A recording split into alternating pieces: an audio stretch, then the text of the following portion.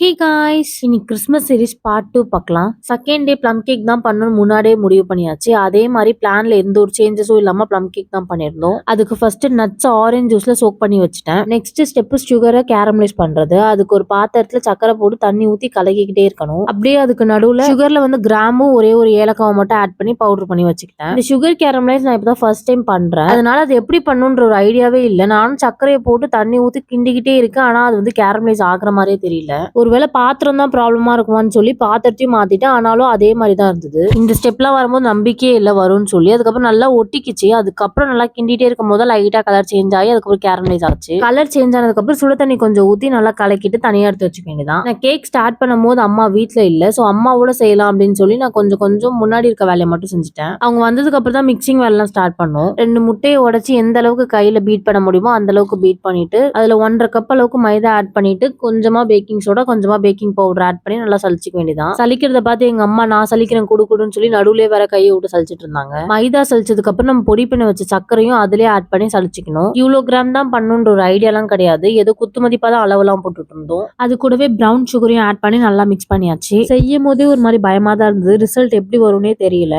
வீட்டுல சின்னதா ஏதாவது ஸ்வீட் பண்ணணும்னாலே நம்ம நினைக்கிறது ஒண்ணு ரிசல்ட் ஒண்ணா வருது. ஆனா இது பெருசா இருக்கவும் கொஞ்சம் பயமா வேற இருந்தது. பிரவுன் சுகர்ல பேட்டர் மிக்ஸ் பண்ணதுக்கு அப்புறம் ஹனி 2 ஸ்பூன் வெனிலா எசன்ஸ் கொஞ்சம் ஆட் பண்ணிட்டு சுகர் கேரமலைஸ்ட் ஃபுல்லா ஆட் பண்ணி நல்லா மிக்ஸ் பண்ணிக்கணும். ஃபைனலா நட்ஸ் ஊற வச்ச ஆரஞ்சு ஜூஸையும் ஆட் பண்ணிட்டு பிஞ்சி சால்ட் ஆட் பண்ணிட்டு டேஸ்ட் பண்ணா கொஞ்சம் சுகர் கம்மியா இருந்த மாதிரி இருந்தது. ஸோ பிரவுன் சுகர் மட்டும் நான் ஒரு ஸ்பூன் எக்ஸ்ட்ரா ஆட் பண்ணிக்கிட்டேன். இன்னைக்கு குக்கர்ல தான் கேக் பண்ண போறோம். ஸோ ஃபர்ஸ்டே ப்ரீ ஹீட் பண்ணிடலான்ட்டு குக்கர்ல உப்பெல்லாம் ஆட் பண்ணி ஸ்டாண்ட் வச்சு கொஞ்ச நேரம் மூடி வச்சுட்டேன். கேக் நல்லா வரணும்னு எந்த அளவுக்கு பேட்டரை பார்த்து பார்த்து பண்றோமோ அதே மாதிரி கேக் எடுக்கும் போது நம்மளுக்கு உடையாம வரணும். ஸோ அதனால பாக்ஸ் மெயின்டைன் பண்றது ரொம்ப முக்கியம் அப்படின்னு ஒரு வீடியோல சொல்லியிருந்தாங்க. ஸோ அதனால பாக்ஸ்லேயே கொஞ்சம் கீ ஆட் பண்ணி ஃபுல்லா ஸ்ப்ரெட் பண்ணிட்டு பட்டர் ஷீட் பிளேஸ் பண்ணதுக்கு அப்புறம் மைதா மாவு கொஞ்சம் ஸ்ப்ரெட் பண்ணிட்டு பேட்டரை ஊத்தி செட் பண்ணிட வேண்டியதான். இதுல வேற எங்க அம்மா மூடி போட்டு மூடி வச்சா கொஞ்சம் சீக்கிரமாவே வெந்துடும் அப்படின்ட்டு இருந்தாங்க. ஓகேன்ட்டு மூடி போட்டு அவங்க கிட்ட குக்கர்ல வைக்க சொன்னா அவங்க அழகா சாச்சி வச்சுட்டாங்க. எப்படி வரும்னு தெரியல. குக்கர்ல வைக்க போறோம் அப்படின்றதுனால கரண்ட் அடுப்புலயே வச்சுக்கலாம்னு சொல்லி அம்மா சொல்லியிருந்தாங்க. சோ கரண்ட் அடுப்புல தான் வச்சிருந்தோம். 1 hour வெந்தா போதும் அப்படின்ற மாதிரி வீடியோல மென்ஷன் பண்ணிருந்தாங்க. 1 hour கழிச்சு வந்து பார்த்தா கரண்ட் அடுப்பு ஆட்டோமேட்டிக்கா ஆஃப் ஆயிருக்கு. என்னமான்னு கேட்டா half an hour எந்த பட்டனுமே அமுக்கல அப்படின்னா அது ஆட்டோமேட்டிக்காவே ஆஃப் ஆயிடுமா. எனக்கு சீரியஸாவே புரியல. இவங்க அதை சிரிச்சுக்கிட்டு வர சொல்றாங்க. நான் 1 hour கேக் வேகணும்னு சொல்லியிருந்தேன். ஆனா half an hourல அது ஆஃப் ஆயிடும் உங்களுக்கு தெரியும். ஆனா அது என்கிட்ட சொல்லவே இல்லை. கேட்டா நான் மறந்துட்டேன்றாங்க.